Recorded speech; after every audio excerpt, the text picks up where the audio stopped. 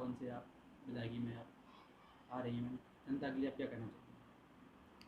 मैं जनता के लिए यही कहना चाहती हूँ कि अब तक जो भी जनता ने जनप्रतिनिधि चुने हैं और उनको देखा है, उनका काम देखा है, कई पंचवर्षीय जनता ने उनको मौका दिया है।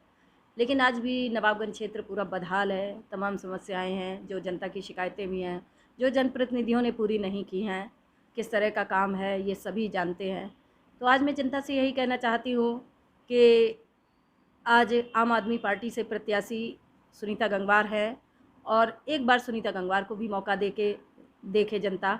अगर अच्छा बदलाव चाहती है, परिवर्तन चाहती है, न्याय चाहती है, तो सुनीता गंगवार पहले से ही, जब चुनाव के मैदान में नहीं थी, तब भी जनता के लिए मैम काम करती रही आपने हैं। जिस तरह से आप पहले से काम कर रही थी, लोगों के साथ में हर किसी मुद्दे को लेके आप अधिकारियों से लड़ जाती थी, आप उनके लिए सामने खड़ी होती थी, क्या मैम आप आगे भी ऐसे ही करेंगी? बिल्कुल, मेरे लिए चुनाव इतनी बड़ी चीज़ नहीं है, लेकिन संस्था पहले है और जनता के मुद्दे पहले हैं, जनता की समस्याएं पहले हैं, जनता के लिए आवाज़ उठाना पहले है। इसलिए संस्था बराबर, मेरा चुनाव भी चलता रहेगा और मेरी संस्था बराबर काम करती रहेगी जनहित की समस्याओं पर। अगर मैम आपने आम आदमी पार्टी को ही सिर्फ क्यों चुना है? इसलिए चुना है आम आदमी पार्टी को। मुझे सभी पार्टियां टिकट देने को तैयार थी, किंतु मैंने किसी भी पार्टी का टिकट स्वीकार नहीं किया है। लेकिन आम आदमी पार्टी को इसलिए चुना है क्योंकि उनकी, केजरीवाल जी की जो विचारधारा है, मैं भी उसी विचारधारा को फॉलो करती हूँ। इसलिए मुझे उनका काम करने का तरीका और उनकी स्पष्टवादिता और सिर्फ काम को ही वो वैल्यू देते हैं, महत्व देते हैं। राजनीति बिल्कुल करते नहीं हैं, सिर्फ काम करते हैं। ये चीज़ मुझे उनकी अगर प्रभावित मैम करती है। आप जीतती है तो मैम सबसे पहले आप किस मुद्दे को लेके मैम आगे बढ़ेंगी आप? देखिए, जो पार्टी के मुद्दे हैं वो रहेंगे।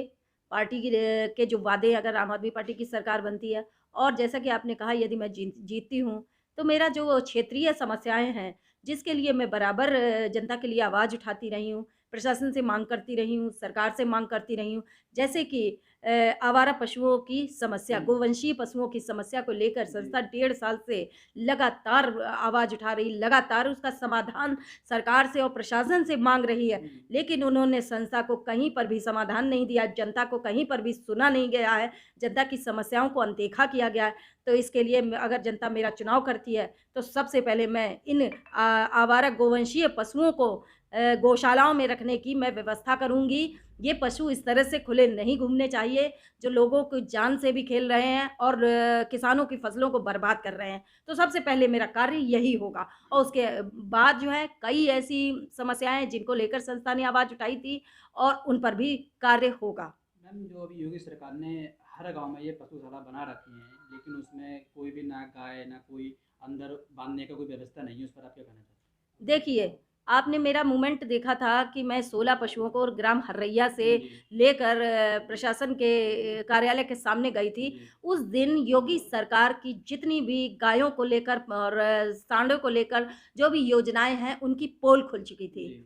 क्योंकि ना प्रशासन के पास कोई जवाब था कि कहीं पर कोई गौशाला है। मैंने कहा, मुझे दिखाइए, मुझे बताइए, मैं इन पशुओं को वहाँ भिजवाती हूँ। कहीं अगर आपने ज़मीन पर गौशाला बना रखी हो, इसका मतलब है कि आपने सिर्फ कागज पे गौशाला बनाई है।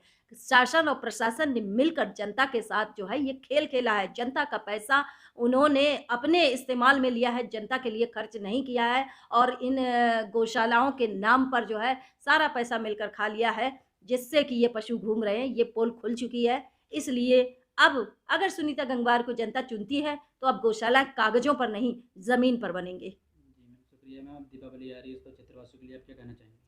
मैं इस दीपावली पे क्षेत्रवासियों के लिए यही कहना चाहूँगी कि उनको पहले तो मैं सबसे पहले हार्दिक बधाई दूँगी दीपावली की, कि इस त्यौहार को, रोशनी का त्यौहार है।